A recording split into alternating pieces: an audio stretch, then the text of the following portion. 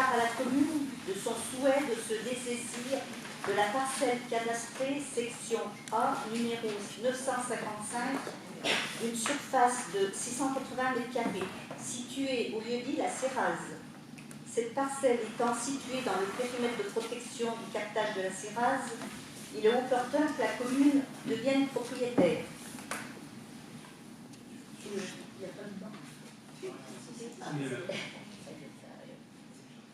Merci. Des questions? Des oppositions, des abstentions? Marie-Thérèse, toujours pour... Alors, c'est toujours un achat de terrain. Monsieur Ginola André a fait part à la commune de son souhait de se dessaisir des parcelles cadastrées, section C, numéro 1331, pour 93 m², et C, numéro 1332, pour 3614 m², situées au lieu-dit Le Seutet.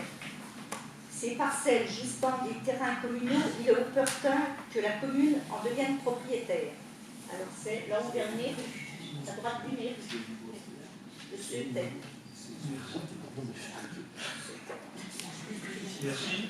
Des questions? Oui. Du coup, on avait déjà en commission à plusieurs reprises émis ce souhait d'avoir effectivement à un moment donné une planification des projets en fait sur l'ensemble de ces achats agricoles sur le territoire. Donc Simon nous avait effectivement expliqué qu'il y avait une volonté à terme de, j'ai oublié le terme, comment on dit, remembrement, c'est ça. Mais voilà, le projet global pour un remembrement des terrains agricoles, mais dans quel objectif? Est-ce que c'est pour du maraîchage? Est-ce que c'est pour peu importe. Mais de savoir un petit peu où on se situe, parce qu'il y a pas que cela en fait à l'intervention, elle est pour l'ensemble des terrains qui passent régulièrement en délibération. Et donc voilà, c'est à un moment donné, c'est d'avoir une vision globale sur ces terrains. On en a déjà parlé. Ce serait intéressant de savoir effectivement ce qui est projeté sur ces terrains-là. Ça tombe bien, il y a une étude qui est en cours, en particulier sur la partie haute, pour commencer, la partie alpage. On aura dans les mois qui viennent des choses à présenter, effectivement. Et puis sur le bas, ça viendra dans la foulée. Petite foulée ou grande foulée?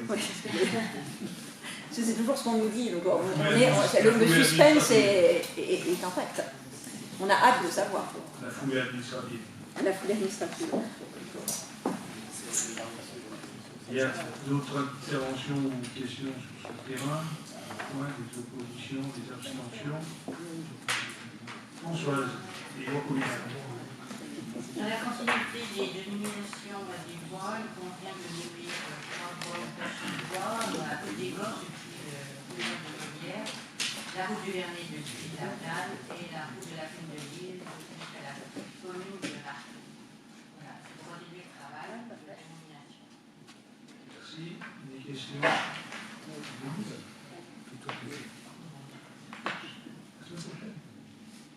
Pas de questions? Pas d'opposition, d'abstention? Catherine. Nous, il s'agit de lancer la révision agrégée numéro 2 du PLU. Donc, vous savez, la commune est couverte par un PLU qui date de 2012. Ce PLU a déjà fait l'objet de plusieurs modifications. Révision allégée. On a pris acte d'une révision générale en septembre 2021. Mais en parallèle, pour avancer plus rapidement sur certains dossiers, pour favoriser des installations, pour répondre à des demandes particulières des habitants et pour faire vivre ce PLU plus souvent, on procède à une révision allégée. Allégée parce qu'elle ne touche pas à notre PADD, mais il y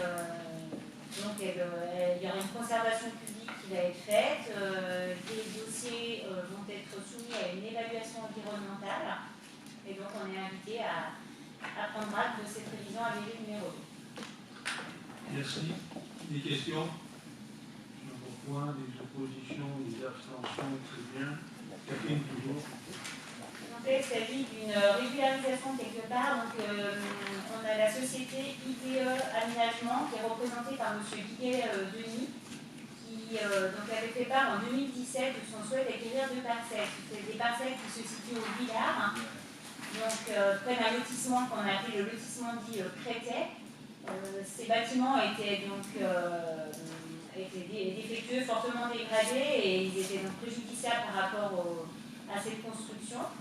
Donc en avril 2017, la municipalité avait mis un édit favorable pour céder donc ces biens en l'état, donc au prix de 35 000 €.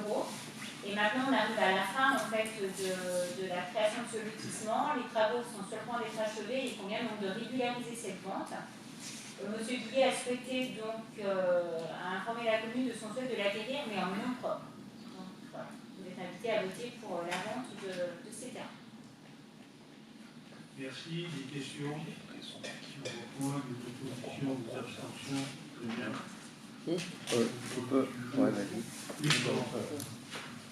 Est-ce qu'il a précisé pourquoi en nom propre? Enfin, c'est juste une question. Non. Non, honnêtement, je ne sais pas. C'est une question juridique de nom de sa société, mais je sais. Non, je ne saurais pas vous répondre. C'est-à-dire qu'au moment où on a signé le compromis, il y avait la possibilité de substitution d'une société ou d'autre, voire une personne. C'est normal qu'on redélibère, puisque c'est pas tout à fait la même société, même si c'est la même personne.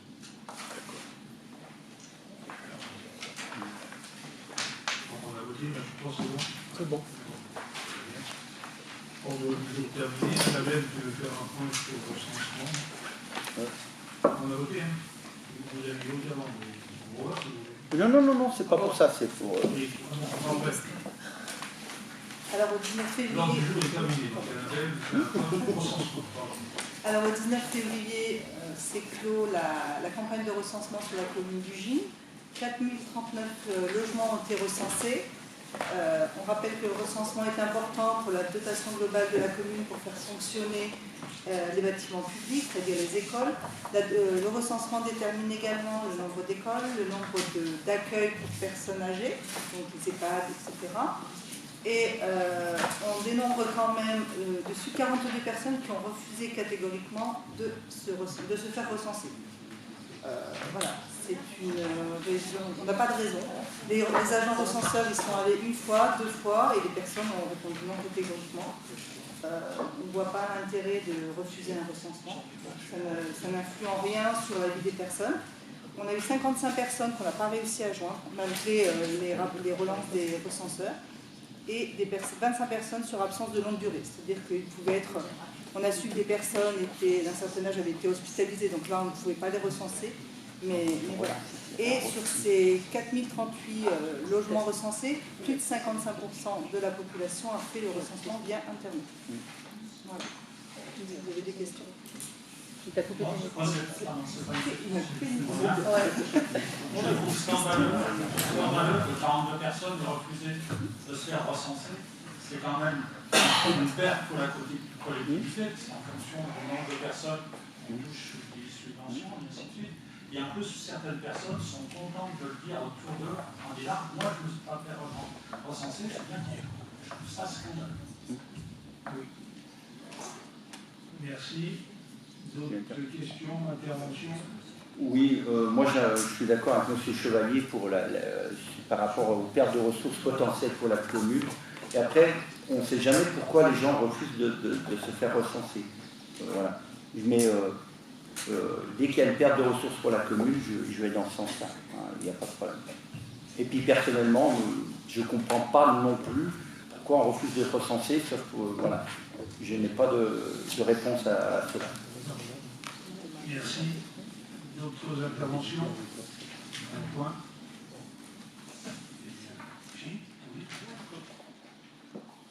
On vous a adressé un mail donc, vendredi par rapport donc, à la date du 19 mars. Et donc, on vous a posé des questions en l'occurrence, donc vous souhaitez qu'on en parle? Eh bien, on veut, ça tombe bien. Est-ce que la procédure, c'était bien comme ça qu'il fallait faire? Là, du coup, vous n'en parlez pas, alors on ne sait pas trop. Non, vous aviez indiqué, vous avez indiqué sur votre mail que c'était une question orale.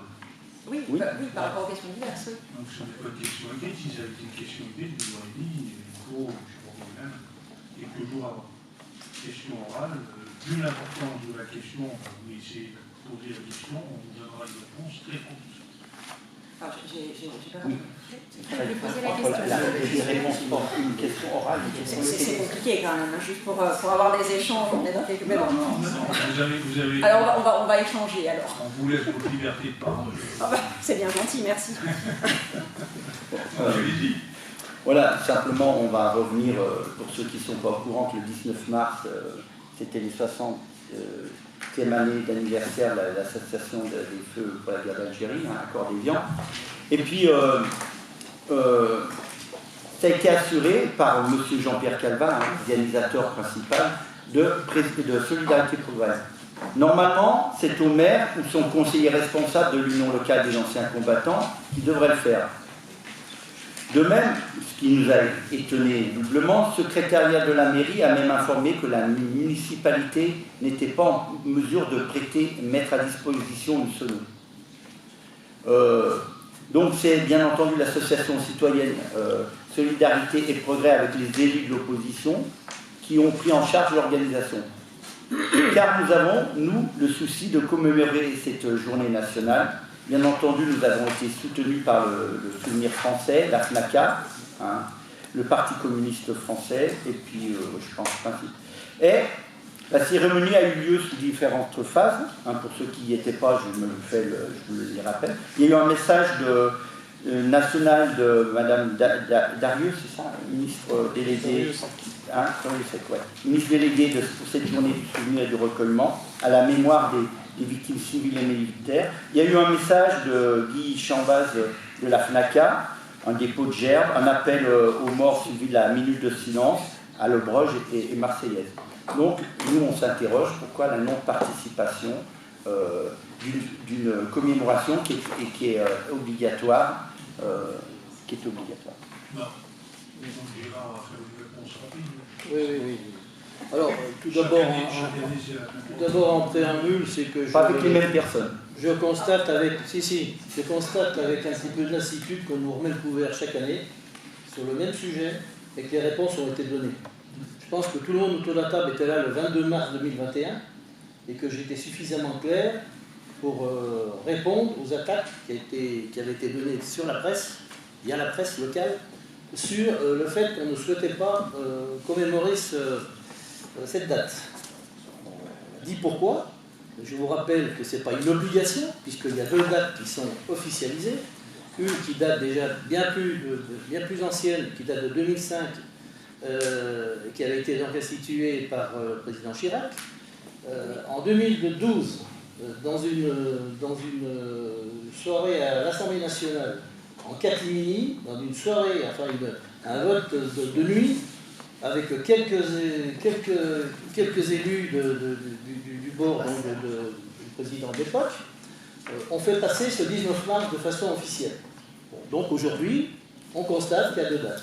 Je ne vais pas me répéter sur tous les sujets. Nous avons décidé à l'Ugine depuis très longtemps donc, de faire le 5 décembre. Aujourd'hui, les deux dates existent. On n'a pas voisé, on est obligé de pavoiser, on pavoise, il n'y a aucun problème. Mais on n'est pas tenu, il n'y a pas d'obligation de faire cette célébration du 19 mars, qui pour nous, encore une fois, n'est pas la fin de la guerre d'Algérie, puisqu'il y a encore eu, entre 62 et 64, je vous le rappelle, 500 militaires tués ou disparus en Algérie. Voilà. Tout ça avec le soutien des partis politiques que l'on connaît, qui étaient financeurs et qui fournissaient également des armes. Donc le sujet est clos. On ne reviendra pas là-dessus et ne dites pas que cette date est une commémoration obligatoire. Voilà, c'est tout ce que j'avais à dire. Je voudrais simplement dire que la guerre 14-18, 11 novembre, l'armistice. Sauf que l'armée française était encore, l'armée d'Orient, elle était quand même encore en Bulgarie et qu'il y a eu plus de 50 000 morts de l'armée française dans l'Orient. Et les derniers rapatriés ont été vers la fin des combats, c'était en octobre 1919. Donc il y a eu encore des morts après, et des autres, mais je veux dire, toute commémoration doit être fêtée. Pas du tout, Hein? on ne C'est aussi un respect. commémore pas l'appel du 18 juin du général de Gaulle à Ugine, on ne commémore pas la fin de la guerre d'Indochine, dont on pourrait également beaucoup débattre sur la position de certains partis à l'époque. Ça c'est historique, j'invente rien. Également la journée des harkis, etc. On la joint avec d'autres célébrations. Il y en a 14 en tout. On en fait 8 ou 9. Moi je dis que trop de célébrations tue les célébrations. Voilà. Aujourd'hui, pour le 19 mars, parce que vous voulez parler du 19 mars, il y a 3 dates. Il y a 3 dates, pas pour le 19 mars, mais il y a 3 dates pour la guerre d'Algérie. Il y a donc cette date au mois de mars, il y a le 5 décembre, et aujourd'hui, depuis le gouvernement Macron, il y a le 11 novembre, qui le 11 novembre représente la commémoration de tous les morts de toutes les guerres. Donc on inclut également les guerres d'Algérie. Ça fait 3 dates. Là. Aujourd'hui, au niveau national, on est en train de réfléchir sur une date qui serait peut-être un peu plus logique, effectivement, que les deux existantes, que je vous l'accorde. C'est le rapatriement des cendres du soldat inconnu d'Afrique du Nord à Notre-Dame de Lorette. On est en train, au niveau national, de réfléchir là-dessus. Il y a une commission qui a été mise en place par Mme Mariosec et on y travaille dessus. Alors, ce qui ne peut pas être aujourd'hui mis en place au niveau de Paris, c'est pas la peine d'essayer de les mettre en place à Ugine. En tous les cas, nous avons toujours été clairs sur ce sujet. Voilà. Très bien. En fait, effectivement, la vraie question, c'est... on parle bien là d'une transmission mémorielle, on parle de l'histoire. C'est ce qu'on fait aussi. Hein. Pardon ? C'est ce qu'on fait aussi. En fait, pourquoi ne pas célébrer à la limite les 2 dates qui font sens dans l'histoire et pour justement assurer cette transmission au niveau de l'histoire. La question n'est pas de dire on célèbre le 19 mars parce qu'il y a eu des accords d'Évian et que la guerre s'est arrêtée, parce que ça n'est pas le cas, on est bien d'accord là-dessus, il y a eu de nombreux massacres par la suite. Donc à un moment donné, c'est aussi pouvoir parler de ces accords qui ont malgré tout existé, qui ont été signés, parler aussi des manquements du gouvernement français par la suite, de parler des massacres qu'il y a eu, et justement pouvoir transmettre cette histoire qui nous appartient. Plutôt que de se faire justement des guerres supplémentaires sur des dates, alors que là on est quand même là pour honorer des soldats, des civils qui par milliers ont été morts, et est-ce que c'est de part et d'autre, est-ce que ces discours-là et ces divergences-là, est-ce qu'elles ne sont pas à un moment donné complètement stériles et dommageables justement, encore une fois, pour cette histoire de transmission de l'histoire? Pourquoi ne pas célébrer et le 19 mars en expliquant bien justement à l'ensemble de la population et aux générations futures quelle a été la vraie histoire d'après, et de ne pas dire juste il y a eu des accords d'Évian et puis c'est très bien et ça s'en est terminé là. Et pourquoi pas célébrer également le 5 décembre. Enfin, voilà, la porte est ouverte. Pourquoi avoir une position aussi fermée et se refuser de dire l'ensemble des actes de l'histoire autour de ces accords d'Évian. C'était là-dessus qu'on vous interrogeait et qu'on souhaitait vous interroger, parce qu'on sent qu'il y a vraiment... Enfin, on en arrive même à un point, et qui est quand même...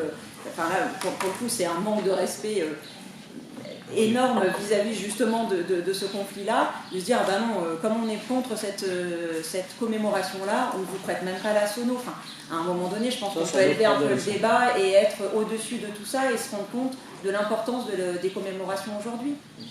Non, mais vous commémorez très bien le 19 mars et nous faisons de même le 5 décembre, donc voilà, c'est parfait. On en restera là. Donc il n'y a pas d'échange possible par rapport à ça. Ah bah si, je vous ai donné, on a fait l'échange. Vous pouvez même pas nous regarder dans les yeux, c'est quand même incroyable. Non, mais je regarde le micro, moi. On voit du coup le respect mutuel qu'il y a. Mais j'ai beaucoup de respect pour tout le monde, madame. Moi, généralement, quand je porte du respect à quelqu'un, on se parle dans les yeux. C'est une marque de respect. Mais voilà, on ne parle pas... Vous voyez, vous démarrez dans votre volonté d'audience, là. Vous êtes bien parti, là. Enregistré. D'autres questions? La réponse a été donnée. Donc, du coup, voilà, on n'a pas l'explication pour la sono quand même. Pardon? Pour la sono, on ne comprend pas pourquoi on ne nous l'a pas prêté. Quoi. Je ne l'ai pas non plus, donc on va la demander. Vous vous n'étiez pas pénalisé, vous en aviez eu de ce lot. Parce qu'il y avait des membres de la FNACA qui nous l'ont prêté. Mais elle était moins performante que celle de la mairie. On vous donnera les réponses. Est-ce fait exprès ou pas? Je ne pense pas. Et moi, je ne vais pas vous raconter ce soir quelque chose qui ne serait pas vrai. C'est l'action que pour vous répondre. Voilà. Question close. Autre question? On va juste finir sur... par rapport au conseil municipal précédent, en fin de séance, je suis intervenue sur la problématique d'un fonctionnement au sein de ce conseil municipal. Et afin d'éviter tout quiproquo, je précise qu'il n'a jamais été question de dénoncer nominativement une personne et qu'à travers l'expression tour de contrôle, le secrétariat général n'était pas personnellement visé. En revanche, ce qui est bien dénoncé à travers cette expression, c'est le bon vieux système pyramidal où la hiérarchie est très forte. Nous avons pleinement conscience du caractère répétitif de nos interventions. Simplement, vous ne nous permettez pas vraiment de passer à autre chose et dans la mesure où notre liste citoyenne avait une priorité, celle d'une véritable démocratie participative, nous sommes dans l'obligation d'en poursuivre la défense. Alors ce cas précis est une fois de plus révélateur d'une co-construction de pacotille. C'est clairement de la poudre aux yeux lancée sur 2 ou 3 initiatives, 2 ou 3 interviews à la presse, mais dans le fonctionnement concret, on se retrouve en début de mandat à avoir une interdiction d'envoyer des messages en direct à des élus de la majorité. Il faut bien comprendre ce qu'il se passe. Vous vous octroyez le droit de ne pas prendre connaissance et de ne pas répondre à des interrogations publiques en lien avec la commune, sur lesquelles on vous solliciterait dans le cadre de nos fonctions. Et si malgré tout, un mail a été envoyé personnellement à un élu, en l'occurrence la dernière fois à Catherine Clavel, dans ce cas précis, une réponse est apportée, mais on passe bien par le secrétariat général. Donc un service qui a pleine autorité sur les échanges entre les élus de la majorité et les élus de la minorité. On ne voit pas bien comment vous pouvez toujours vous attribuer une démarche de participation, d'initiative citoyenne, quand déjà au sein du conseil municipal, tout est verrouillé. Ce système pyramidal tend à être obsolète, mais vous y accrochez malgré tout, et ce, au dépend d'une valorisation des connaissances et des savoir-faire de l'ensemble de vos administrés. Reconnaître et protéger des interrogations et des initiatives citoyennes, faciliter le dialogue, sont les vrais enjeux d'une démocratie directe et délibérative. En revanche, faire de la rétention d'informations, cloisonner les services et les échanges entre élus, en lieu et place du dialogue, ce sont autant de dispositifs qui éloignent les habitants et les habitantes de la possibilité de se réapproprier les décisions qui les concernent dans leur commune ou leur quartier. Merci. Merci, je ne sais toujours pas qui vous adressez. C'est à moi que vous adressez Oui. Parce que la dernière fois, vous vous êtes bien adressé à la directrice des services. Non, au secrétariat général. Alors, non. Le secrétariat général, c'est donc la directrice des services. Donc en l'occurrence, vous n'avez pas compris là ce qu'on vient de dire, pourtant c'est très clair. On ne même pas parce que ça sert à rien, on est bien d'accord. On dénonce un système pyramidal, je pense que ça a été très clair là justement. Alors si ça ne vous dérange pas, en quoi on nous interdit de pouvoir communiquer entre adultes responsables et entre élus au sein de ce conseil municipal? Qui vous l'interdit? Mais vous-même, ça ne sort pas du chapeau, hein. Ça nous a été... Ça a été très clair en début de mandat, parce qu'il y a eu 2 ou 3 échanges entre certains élus, et du coup il nous a été dit, maintenant c'est terminé, vous n'avez plus le droit de communiquer entre vous, et vous devez impérativement passer par l'adresse mail du conseil municipal. Donc, je veux dire, on n'invente rien, on a autre chose à faire. Toutes les questions s'adressent bien à une personne ou à plusieurs, uniquement pour qui concerne la ville du Gilles et le conseil municipal. Jusqu'à preuve du contraire, nous sommes que des élus et que les services doivent être au courant de tout ce qui se passe. Si vous voulez appeler directement un des collègues ou une des collègues, d'ailleurs, vous le faites, c'est tout. Ne vous passez pas pour une question municipale. Question municipale, ça se traite par les services. Voilà, c'est tout. Et vous êtes en commission, vous avez le droit, me semble-t-il, à la parole de tout le monde, vous avez le droit de poser des questions, vous avez le droit de demander des explications, vous les avez. Si vous voulez directement vous adresser à une personne parmi nous, vous vous adressez, mais pas pour des questions concernant la municipalité, le conseil municipal ou des questions techniques. Voilà, c'est tout. C'est très clair. c'est bien ce qu'on dit. Donc, Voilà. toutes Donc, les questions qui ont ne attrait. vous interdit rien, nous vous interdisons rien. Vous avez les commissions pour, vous travaillez en commission, vous voulez vous adresser directement à une personne, vous faites comme vous voulez, mais pas en ce qui concerne les questions municipales. Et les réponses sont faites par les services, parce que nous avons travaillé les services. Vous voulez qu'on parle de quoi d'autre? On est élu, je veux dire, on ne va pas parler d'autre chose, si ce n'est du conseil municipal. Donc vous passez par les services, voilà, c'est tout, point. Voilà. Et ben, mais vous Nous-mêmes, nous passons par les services. Oui. Donc, à un moment donné, il faut être aussi honnête par rapport à ce que l'on met en place. Et au sein de cette mairie, il est très clair que le système, il est quand même extrêmement hiérarchique et pyramidal. Donc, voilà, il suffit d'assumer à un moment donné. Vous l'appelez comme vous voulez. Mais je ne vous laisserai pas dire que j'ai nommé personnellement. J'ai parlé du secrétariat général. On peut prendre les enregistrements, on prendra les enregistrements. Alors, vous pouvez y aller, justement. Je vous les ai envoyés en l'occurrence. C'était très clair, il n'y a eu aucun nom. Donc, ne faites pas dire ce que je n'ai pas dit. Au précédent conseil municipal, aucun nom n'a été donné. Et puis, tu as droit à l'erreur aussi. Hein. Oui, mais Ils ont droit à Très l'erreur. bien. D'autres interventions? J'en vois bien. Bon. Bien, merci et bonne soirée.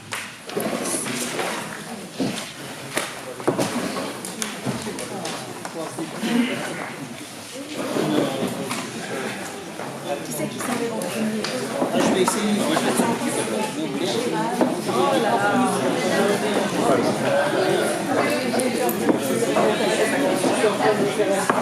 C'était volontaire.